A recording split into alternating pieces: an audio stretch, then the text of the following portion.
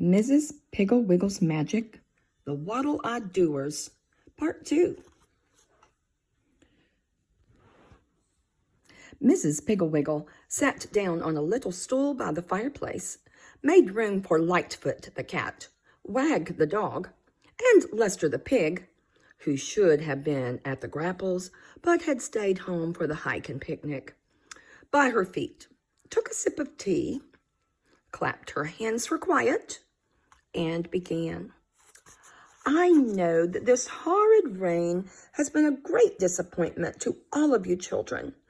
I know because I was very, very disappointed myself last night when I heard raindrops tiptoeing on the roof and tapping at the window. I also know because almost all of your mothers have told me that you children were terrible Waddle-I-Doers this morning. However, this rain and our not being able to have the picnic is actually the luckiest thing that ever happened, because I need all of you to help me today here in this house. You see, a long, long time ago, when Mr. Piggle Wiggle and I decided to build a house upside down, because when I was a little girl, I used to lie in bed and wonder what it would be like if the house were upside down. We couldn't get anyone to build it for us because carpenters and contractors thought that building a house upside down was crazy. So Mr. Piggle Wiggle built it himself. He said it wasn't too hard. He just took the plans of a regular house and used them upside down. As you all know, Mr. Piggle Wiggle, before he retired, was a pirate and collected quite a sizable treasure. Part of this he buried very deep somewhere in the yard. The rest of it he hid in the house in secret cupboards and drawers. I didn't know anything about these secret cupboards and drawers until the house was all finished. Then Mr. Piggle Wiggle told me about them and said that there were enough secret drawers and cupboards filled with treasure to last me the rest of my life. He would not tell me where they were because he said he wanted me to experience the joy of seeking and finding treasure. I didn't even look for any of the treasure until after Mr. Piggle Wiggle died. Then one day, when I had used up the very last of my money, I hunted and finally found a little secret drawer filled with money. This money lasted me for almost a year. Then I hunted for and found another secret drawer with gold pieces in it. I have been doing this for 10 years and have, as you know, been living very comfortably. But now I seem to have reached the end. Mrs. Piggle Wiggle's sweet brown eyes filled with tears, but she blinked them away and went on. You see, if it hadn't rained today, we wouldn't have been able to have a picnic anyway, because I used the last of the flour yesterday to make these cookies, and now there is nothing at all to eat in the house. All my money has been gone for days and days and days, and I have looked and looked until my eyes hurt for another secret drawer or cupboard. But I can't find one. I stayed up all night long last night looking and hoping I'd find one before morning so that I could buy the supplies for our hike, but I had no luck. Of course, the money may be all gone, but I just can't believe that. I have never been extravagant, and Mr. Piggle Wiggle knew that I was very healthy and would live a long time. No, I think I've lost my feeling for secret cupboards and drawers, and that is why I have asked you children to come over and help me, because I know that there are no better lookers and finders in the world than children. And you all know this house How peculiarly it is built, and I'm sure that if anything was hidden in it, you would find it. Now, you must all promise me on your word of honor that you will not mention this to one soul, not even your mothers and fathers, because if word ever got around that I had money hidden in my house, the burglars would be as thick as thieves. I'm certainly hoping that you will find something before lunch. But if you don't, we'll just have a cup of tea and keep on looking. Fortunately, I have plenty of tea and water. Now, if you don't mind, I'm going up to my room and lie down for a little. I'm very tired. Lester got up and helped Mrs. Piggle Wiggle to her feet. Then Mrs. Piggle Wiggle, Lester, Wag, and Lightfoot went up the stairs to her room and shut the door. For a minute or two, the children just sat and looked at each other. Then Jody said, "Boy, I'll bet I can find that old money. I bet it's in the cellar." He jumped to his feet, and he and Jan raced for the cellar door. Chucky Keystop, Williford Grassfeather, and Kitty's little brother Bobby followed. Mary Lou Robertson said, "I think we girls should wash the teacups and tidy up the kitchen. Come on, everybody, bring your cups to the kitchen." Hubert Prentice said, "I think we should organize this search. Give everybody a certain territory and have reports." "Oh, that's dull," said Joan Russell. "We don't want report cards." "I didn't say report cards, bonehead," said Hubert. "I said reports, like soldiers do." "I think we should just stack up the cups and immediately start hunting for secret panels," said Molly O'Toole. She put her cup and saucer in the sink and skipped into the pantry. "The pantry's my territory," she said. "I choose the dining room," said Hubert. "You can't have a whole room, Pig," said Kitty Wheeling. "You can just have one part of the dining room. I dibs the buffet." She rushed through the door and put her arms out in front of the old-fashioned built-in buffet, which was in the wall between the kitchen and the dining room, and arranged so that you could put dishes in the cupboard on the kitchen side and take them out on the dining room side. A fact that Kitty didn't know, but Hubert did. He climbed in to the lower cupboard through the kitchen side, carefully and quietly opened the door on the dining room side, reached out and pinched Kitty's leg. Kitty gave a terrible yell as though a cobra had bitten her, and Hubert laughed and said, "Oh, pardon me. I thought I had found a cupboard of old bones." Just then Jody came breathlessly up from the basement. He said, "Say, did you know that Mrs. Piggle Wiggle's basement is flooded? The water is terrible deep, and we're looking for the money in boats. Old Williford Grassfeather was rowing around in a dishpan, and it tipped over, and he looked just like an old beaver swimming around with his old beaver teeth." Jan called from the basement, "Hey, hurry up, Jody, and bring some dry clothes for Willifred." Jody said, "Where will I find something dried for old Willifred?"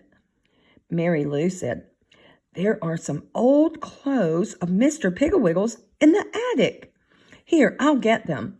She ran up to the attic and got a suit of red woolen underwear out of the old trunk, then called to Willifred to come upstairs and dry off in the bathroom. Then she went down to the basement and told Jan and Jody to row over to the wood room and get some wood so she could build up the fire and dry out Willifred's clothes. The basement was certainly flooded. The water was up to the 4th step and getting higher all the time. Williford was dripping on the stairs, and Jan and the other boys were rowing briskly around in washtubs, wash boilers, and dishpans, tapping the walls and hunting for the money. Dick Thompson came down and told them to look for the basement drain, but they said they were going to look for the money while the water was high and they could see up by the rafters. By this time, every child was crawling, tapping, peering, poking, and feeling around in Mrs. Piggle Wiggle's house. By noon, they had found 17 secret drawers and cupboards, all empty. Patsy found the first one. She went to pull out a drawer in the kitchen and pulled too hard, and it came all the way out. And lo and behold, way in behind it was another drawer. Patsy screamed with excitement, and everybody came running. Even Willifred, looking just like a giant firecracker in Mr. Piggle Wiggle's long red underwear. Then Jody came yelping up from the basement with one leg soaking wet clear to the hip, and he had found a secret cupboard in the tool bench. He just happened to lean hard on the end of the bench to keep his boat from bumping into Jan's, when the end of the tool bench came open, and there was a secret cupboard, but empty. Then Molly found a little door in the ceiling of the pantry, and another empty secret cupboard. Then Mary Lou found that one of the bedposts in the spare bedroom unscrewed, and underneath it was a tiny drawer that pulled out, but it was empty. Then Armand Armadillo, who of course happened to be looking at the encyclopedia, found a little sliding panel in the bookcase, and when he opened it, there was a tiny little cupboard, empty. Then Lee Wharton found a brick in the fireplace that came out on little hinges, and behind it was a tiny drawer that pulled out, but it was empty. Paraphernalia Grotto found a board in the living room floor that lifted up, and there was a little cupboard, empty. Mimi stood by the window, looking out at the driving rain, and thought, everybody but me. Everybody but me is finding the secret cupboards and drawers. I'm just an old dummy. Poor Mrs. Piggle Wiggle needs the money so much, and I don't even know where to look. Tears of self-pity stung her eyelids. She reached for her handkerchief, remembered she didn't have one, and wiped her eyes on the back of her hand. "What's the matter, Mimi?" said a soft little voice. Mimi looked down, and there was Linda Jones, standing forlornly behind the curtain with her thumb in her mouth. Mimi said, "Everybody's finding the secret drawers and cupboards, but me." Linda said, "And me. Every time I find a good place to look, one of the bigger, faster children has already looked there. Anyway, I'm hungry. It must be way past lunchtime." Pergola Wingsproggle, who was sitting sadly in a chair nearby, said, "It's almost 2:00, and I'm starving. Are there any cookies left?" Mimi said, "Not one, but we can make some tea. I'll bet poor Mrs. Piggle Wiggle would like some." "How do you make tea?" said Linda. "Oh, you just put some tea in the pot and pour in some hot water," said Pergola, who had never made any. "All right, then you make it," said Mimi. "Linda and I are going to take a look in the attic." They went up the little winding attic stairs, but Mary Lou Robertson, Anne and Joan Russell, and Julie Jones were already up there poking around and arguing. "This trunk's mine," said Anne. "No, I already chose that trunk," said Julie. "I'm going to look in this old desk," said Joan. "Go ahead," said Mary Lou. "Dick Thompson and Gregory Moohead already almost tore it apart." "Oh boy, I'm going to look in this old toy box," said Linda. "People don't hide money in toy boxes," said Anne. "I do," said Linda. "I had 25 cents in my toy box last Christmas." Mimi went over and stood by the chimney. It was warm, and she felt cold, a little damp, and very sad. Ouch! Something stuck her. She felt her back pocket and felt the safety pin pinning Mrs. Piggle Wiggle's handkerchief in her pocket had come undone. Mimi tried to fasten it, but it wouldn't fasten. It seemed to be broken. She took it off and threw it away. Then suddenly the wind gave a big howl and the lights went out. It wasn't dark outside, but it was completely dark in the attic, except for a little bit of milky daylight that squeezed in through the one small cobwebby window. The children all began scrambling around, bumping into each other and the furniture, trying to find the stairway. Little Linda Jones fell over the toy box she had just been searching through and began to bawl, "Somebody pushed me! There's a ghost up here!" Mimi said, "Don't be silly, Linda. The lights were on just a second ago, and there wasn't any ghost up here. Here, give me your hand." But as she bent over to help Linda, her jeans caught on a loose board back of the chimney, and suddenly she was as scared and panicky as Linda. She knew that it was only a loose board that snagged her back pocket, but in the darkness it felt like a strong bony hand. Everything else up in the attic seemed to have changed too. The big old-fashioned dresser now looked like a great monster with paws raised, ready to pounce. Mr. Pigwiggle's shabby old trunk looked like a coffin. The old broken rocking chair looked like a witch kneeling by her cauldron. The desk looked like the opening to a big cave. Mimi jerked her pocket off the board, and she and Linda stumbled across the attic and down the stairs. Down in the living room, Mrs. Piggle Wiggle was lighting big fat white plumber's candles and distributing them to the older children. "Be careful," she warned each one. "Don't put your candle down. Just give it to someone to hold for you. Has anyone had any luck yet?" "I did," yelled Patsy. "I found a secret drawer, but it was empty." The other children all told her of their finds, but added every time, "It was empty." Mrs. Piggle Wiggle said, "Don't worry about finding only empty secret cupboards and drawers. The important thing is that you found them, that your eyes and ears are so sharp that you found in a few hours what it has taken me 10 years to find. Now, everybody get busy. I just know we're going to find a new secret cupboard before the lights go on again. Isn't it fun to hunt for secrets in the dark? Aren't you glad there's a storm?" The children all said yes in scary, hushed voices, took their candles, and again began to search. Mimi was the last to get a candle, and when Mrs. Piggle Wiggle handed it to her, she said, "Hasn't your lucky piece helped you find the secret yet, Mimi?" Mimi said, "Oh, no, Mrs. Piggle Wiggle. I'm just terribly dumb about finding things. I've looked and looked, and I haven't even found one secret cupboard." Mrs. Piggle Wiggle said, "Take out your lucky piece and rub it hard between your thumb and first finger. We'll just see if it really is a real pirate's lucky piece." Mimi reached in her back pocket, but Mrs. Piggle Wiggle's hanky with the lucky piece in the corner was gone. She reached in the other pocket. It wasn't there either. She said, "It's gone, Mrs. Piggle Wiggle. I've lost it."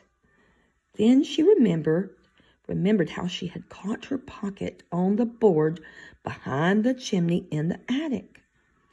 "I think I know where it is, though. I think I left it up in the attic." Mrs. Piggle Wiggle said, "Do you want me to go up with you?" Mimi did, but she didn't want to admit that she was afraid, so she said, "Oh, no, I'll take my candle and go up. I know just where to look." She ran up the stairs and to the door to the attic so fast, her candle flame leaned way over to one side and threatened to go out. Mrs. Piggle Wiggle called to her, "Better take some extra matches, Mimi. It's draughty in the attic. There are some on that little shelf there by the landing." Mimi grabbed a handful of the matches and then started slowly up the attic stairs. Her candle flame grew very high, as if it were trying to peer over the stairway. then ducked down as a sudden gust of cold air flew at them from under the eaves. The sounds of the storm were much clearer up here. The wind moaned and whined around the eaves, and the rain lashed furiously at the window and hammered hard on the roof, demanding to get in. Mimi held the candle high and looked around. There was the trunk. There was the rocking chair. There was the toy box. And there was a terrible monster. Oh, no, the bureau. She picked her way over to the chimney. Oh, it was dark over there. A gust of wind blew her candle out. It was a big gust of wind, almost like an open window. Mimi hurriedly struck one of the matches. It blew out too. She struck another. It also blew out. Another and another. Finally, she had only 2 left. With trembling fingers, she lit the next to last one. The flame held, and the candle sputtered, and then flared cozily. Mimi bent over and peered behind the chimney. There was the board, and there, hanging to a corner of it, was Mrs. Piggle Wiggle's handkerchief. Mimi reached for it, but it seemed to be caught on something. She jerked hard, and slowly a big piece of the attic wall opened. Mimi held her candle higher so she could see better. Behind the piece of wall, which was hinged like a little door, there were 6 drawers with little handles. Mimi opened one. It was stuffed full of green paper money. Mimi opened another. It was filled with gold pieces. She opened another. It was filled with silver. Another held jewels. Another held more paper money. Another more gold. Mimi rushed to the stairway and yelled, "Mrs. Piggle Wiggle! Mrs. Piggle Wiggle! I found it! I found it! Money! Jewels! Hurry!" Everyone came running, but the first to poke his head over the attic stairway was Lester. Mimi knelt down and hugged him. "Oh, Lester dear," she said, "Mrs. Piggle Wiggle's rich. Isn't it wonderful?" Lester smiled. When Mrs. Piggle Wiggle came up, she walked over to the secret cupboard and just stood with her arm around Mimi and with tears streaming from her eyes. Mimi opened the drawers one by one, and Mrs. Piggle Wiggle looked at the treasure and wiped her eyes. "Dear Mrs. Piggle Wiggle," she said. "Dear Mr. Piggle Wiggle," she said. "I knew he wouldn't forget me. I just knew it." As each one of the children had to see the cupboard and examine the treasure, hear over and over exactly how Mimi had found it, and see and feel the wonderful magic lucky piece, it was dark before they finally went downstairs. Then Mrs. Piggle Wiggle said, "My goodness, how selfish I've been. Here you poor children are, all hungry, and I've been so excited over the treasure, I forgot all about dinner. What do you say we have our picnic after all? We'll roast potatoes and weenies in the fireplace. We'll get chocolate ice cream, and I'll bake a cake to celebrate. Now first I'll go to the store, and while I'm gone, you boys can row to the wood room and get a lot of wood so we can have a nice roaring fire. And Dick, would you please go down and see if you can find the basement drain? Mimi, you and Mary Lou and Kitty come to the store and help me carry the groceries. And you, Molly and Hubert, see that everyone has on dry clothes and that the house is picked up a little." Just then the lights went on. "Hooray! Hooray!" shouted everyone but Jody and Lee. They said, "Oh, darn the old lights. It was lots more fun down in the basement, rowing around with candles. We pretended we were in a flooded mine, and we used our candles to test the air for oxygen. When you go down again, use your paddles to test the floor for a drain," said Mrs. Piggle Wiggle, laughing. Just then, Dick Thompson came running up from the basement. He said, "Say, Mrs. Piggle Wiggle, I found the drain, and there was something over it, and so I scraped it off with this stick, and look, it seems to be a letter to you." Mrs. Piggle Wiggle took the soggy piece of paper and read, "Dear wife, my last secret cupboard is very hard to find, so I am leaving this letter on your gardening shelf in the basement, as I am sure that before too many years, this shelf will become so crowded and cluttered, you will have to clean it off, and then you will find this letter. The last secret cupboard of treasure is behind the chimney in the attic. Just jerk hard on that old loose board. Your loving husband, Mr. Piggle Wiggle." "Well, for heaven's sake," said Mrs. Piggle Wiggle, "I looked on that gardening shelf last night, and I remember when that letter fell to the floor. I thought it was an old empty seed package and didn't bother to pick it up. I never would have found it if it hadn't been for you, Dick, and I never would have found the secret drawers. This rain certainly has brought us luck. It clogged the drain by the Burbanks so Mimi would find the pirate's lucky piece, and it clogged the drain in my cellar so I would find Mr. Piggle Wiggle's letter. I guess from now on, I'll always have to like rain, even on picnic days." The end.